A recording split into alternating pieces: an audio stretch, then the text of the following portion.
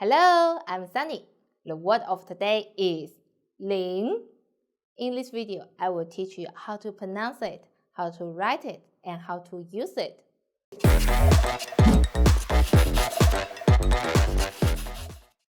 First, let's read together. 我们一起读líng, l, in, in together. Líng and second tone. Líng. Very good. Now let's write it. 我们一起写。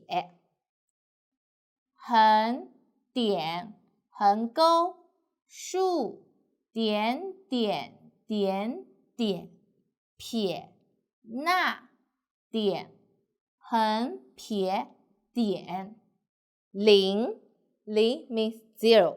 So we know this year is 2022. So we can say 2022年. Okay, that's all. If you like today's video, please like and share to your friends. Thanks for watching. See you next time. Bye bye.